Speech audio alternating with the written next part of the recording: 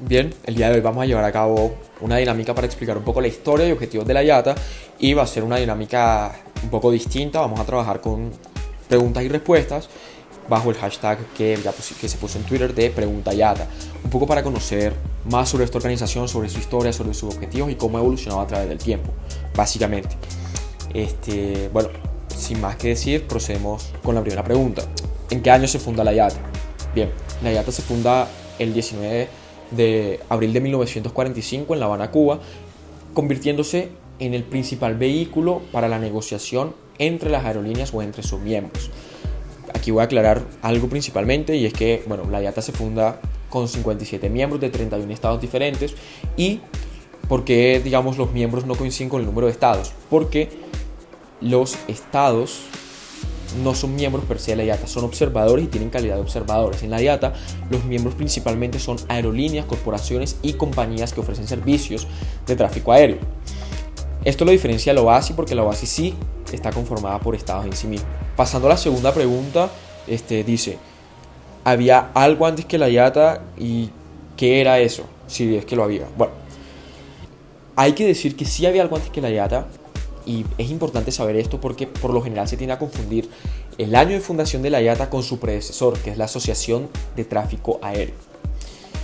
¿Por qué? Porque en 1919 en La Haya se funda esta asociación principalmente para miembros en Europa.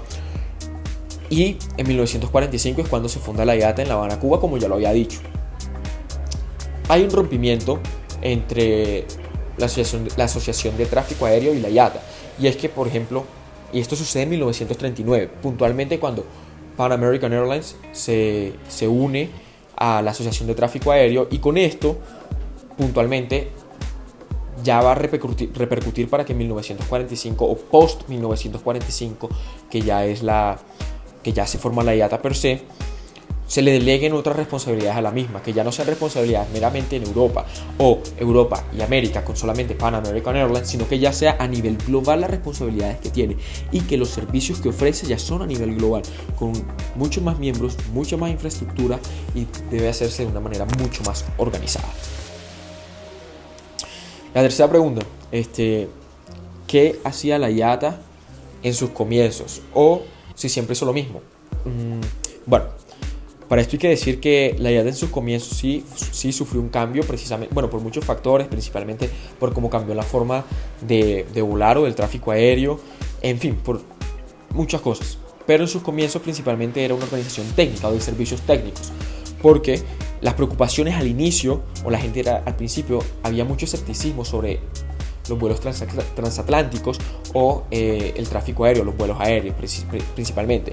Entonces, las principales preocupaciones eran sobre seguridad y confianza para el tráfico aéreo, para volar en sí mismo, tanto de los consumidores como de las aerolíneas. Entonces, principalmente la IATA empieza a ofrecer servicios técnicos para empezar a subsanar este tipo de preocupaciones. Y esto va a cambiar con el tiempo, lo explicaré más adelante. Pasando a la cuarta pregunta, va a ser: ¿cómo fue importante o qué hitos o por qué ha sido importante la IATA? Hay que decir que la IATA y la OASI trabajan mano a mano. Y el hito principal de la IATA va a ser en cómo va a redactar y cómo va a trabajar mancomunadamente con la OASI. ¿Por qué? Porque la IATA le da un input o le da un agregado importante a la OASI en uno de los elementos más relevantes del derecho aeronáutico, que es la Convención de Chicago. ¿Por qué? Porque la IATA va a ser aquella que va a redactar muchos de los anexos, o la mayoría de los anexos, que se van a ver reflejados en la Convención de Chicago, que en este caso para 1949 ya casi todos estaban terminados y se vieron plasmados en la Convención de Chicago en sí misma. Así que la IATA ha sido muy importante, dando uno de los inputs para complementar, la convención más importante, una de las convenciones más importantes del derecho aeronáutico. Pasando a la siguiente pregunta, es: ¿qué hizo o qué empieza a hacer la IATA después de eso? La IATA empieza a trabajar o empieza a preguntarse por su misión diferentes cuestiones, o empieza a hacerse diferentes cuestionamientos, como por ejemplo: ¿quién va a viajar, quién puede volar y a dónde puede volar? qué precios o qué tarifas se van a cobrar, cómo va a ser dividido el dinero entre, digamos, trayectos donde hubo cambio de aerolínea. Me explico. Por ejemplo, se compró un vuelo de Avianca Medellín-Madrid, pero realmente el vuelo de Avianca va Medellín-Bogotá y posteriormente va Bogotá-Madrid en un avión de Iberia, que es una aerolínea diferente y una aerolínea española, en ese caso. ¿Cómo se va a dividir el dinero ahí? Entonces, ¿y cómo se van a resolver las disputas entre las diferentes aerolíneas o los diferentes miembros de la organización? Esas son las preguntas claves que empieza a hacerse la IATA y que van a ser desarrolladas posteriormente. Pasando a la siguiente pregunta, vamos a ver qué dicen, y es, bueno, sobre las tarifas, o qué hace la IATA sobre las tarifas. Bien, esto es uno de los elementos fundamentales porque por lo general se conoce a la IATA por esto, y es por cómo ha sido mecanismo u órgano para concertar los precios y las tarifas que se cobran a nivel internacional, porque en efecto nosotros como consumidores no vemos mucha diferencia entre estas, son casi que estandarizadas, podría decirse. Y es que la pugna por cómo iba a desempeñar esta función la IATA inicia porque los gobiernos querían ellos mismos ser quienes vigilaban y quienes regulaban lo que se iba, las tarifas que se iban y los precios que se iban a cobrar en el tráfico aéreo internacional y a las aerolíneas internacionales. Pero evidentemente se dieron cuenta que esto no lo iban a lograr, por lo que le delegan esta función a la IATA. Bueno, cabe resaltar que bajo las tarifas y los precios concertados posteriormente en la IATA o en los foros y conferencias con los que va a fungir la IATA, todas estas iban a estar bajo aprobación del gobierno. ¿Por qué se hace esto? ¿O con qué objetivo se hace esto? Principalmente el objetivo son dos. El primero es asegurar que las tarifas y los precios que se cobran o que las aerolíneas cobran no vayan a conducir a competencia desleal, porque claro está que compañías con músculos financieros mucho mayores, mucho más grandes a otras compañías o a otras aerolíneas podrían entrar en prácticas como dumping, que es bajar mucho los precios para posteriormente crear o generar la quiebra de estas otras compañías. Por lo que principalmente se busca evitar eso, y en segundo lugar se busca asegurar que los precios estén lo más bajos posibles. Los precios para los consumidores estén lo más bajos posibles para beneficiar los intereses de los mismos, porque la IATA va en función de los intereses tanto de los consumidores como de quienes prestan los servicios aéreos. ¿Qué beneficios ha traído esto? ¿Qué beneficios trae ese trabajo? Lo fundamental es evitar las inconsistencias entre tarifas y precios que se cobran. ¿Por qué? Porque esto puede afectar a países vecinos y además puede llevar a que haya desviación del tráfico, por lo cual esto también se trata de evitar y se evita con este trabajo hecho por la IATA. Además, ofrece un beneficio primordial, que es la predictibilidad o la capacidad de predecir los precios y tarifas de un trayecto, y además de que los precios y tarifas van a generar o van a seguir prácticamente siempre un mismo patrón que le va a permitir a las aerolíneas, y esto es muy importante para el tráfico aéreo internacional actualmente, y es que le va a permitir a las aerolíneas aceptar los tiquetes de las otras. ¿En qué sentido? En, digamos, lo que se conoce hoy como, en inglés, como interlining o viajes interaerolíneas. ¿Por qué? Porque hay muchos trayectos que, digamos, hay que cambiar de avión u otra aerolínea, o se hace el cambio de pasajeros a otra aerolínea por dificultades técnicas, etcétera, pero esto precisamente es lo que permite o digamos que los precios estén así de una manera predecible y casi que con un mismo patrón, permite precisamente que se pueda hacer ese cambio. Voy a recibir las últimas dos preguntas para proceder luego con los objetivos.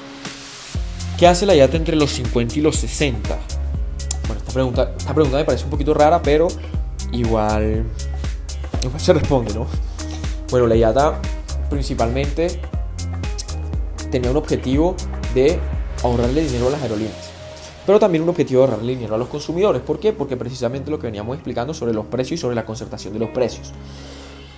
Pero al mismo tiempo buscaba y ha buscado, entre los 50 y los 60, mejorar el servicio aéreo prestado por las aerolíneas. Entonces este va a ser como su motto, o por lo que se van a guiar entre estos años.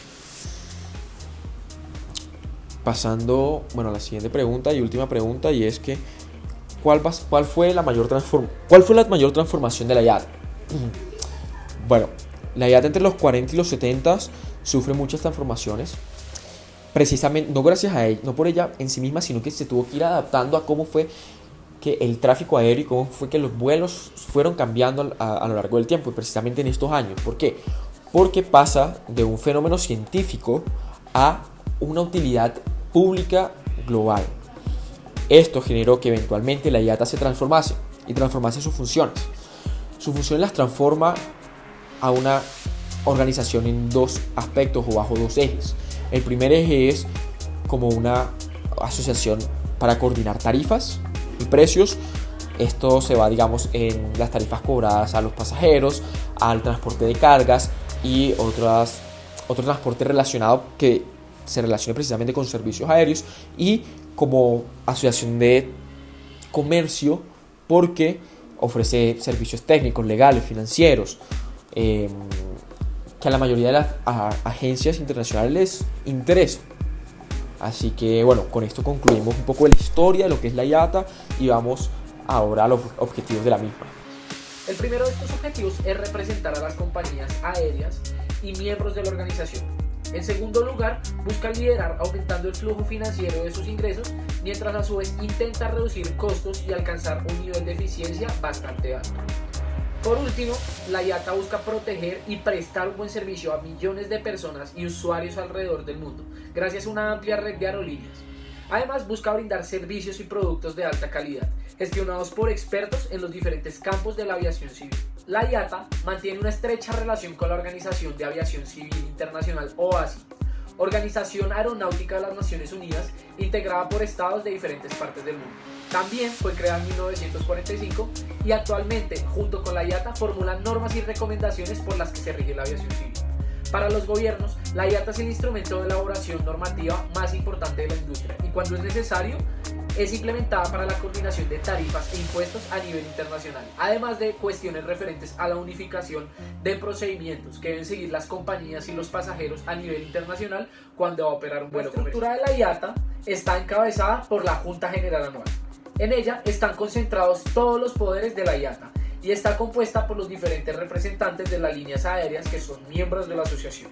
Se encarga de elegir al presidente y a los miembros del comité ejecutivo. También tiene a cargo la revisión de los presupuestos de la organización, así como de recibir los informes de los comités permanentes de la asociación, como el comité de tráfico, el comité financiero, el comité legal y el comité. Por otro lado, existen actualmente dos tipos de miembros: los miembros activos, que se refieren a cualquier empresa de transporte aéreo que preste servicios entre los territorios de 2 o más estados. Por otro lado, encontramos los miembros asociados, que son cualquier empresa de transporte aéreo que tenga servicios aéreos solo a nivel nacional.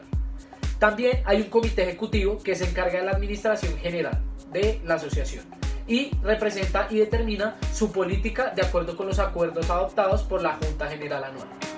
De igual manera, aprueba la entrada de cada miembro y elige al director general. Este es el máximo funcionario de la IATA y se encarga directamente del comité ejecutivo. De igual forma, se encarga de la supervisión financiera y administrativa de la asociación.